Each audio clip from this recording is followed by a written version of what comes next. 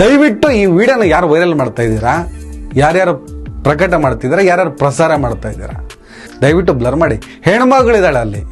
ಹಾಗೆ ನೋಡಿದ್ರೆ ಈ ಮುದುಕ, ಎಳೆ ಮುದುಕ ಆ ಥರದೊಂದು ಬೇಡಿಕೆ ಇಟ್ಟಾಗಲೇ ಚಪ್ಪಲಿ ತಗೊಂಡು ಹೊಡಿಬೇಕಿತ್ತು.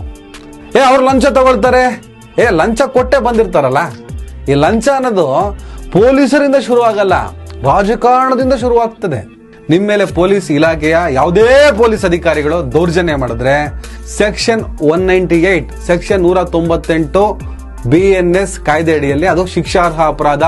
ಪೊಲೀಸರು ವಿರುದ್ಧ ಕೊಡುವಂತ ದೂರನ್ನು ತಗೋತಾರ? ಖಂಡಿತ ತಗೊಳ್ಳಲ್ಲ.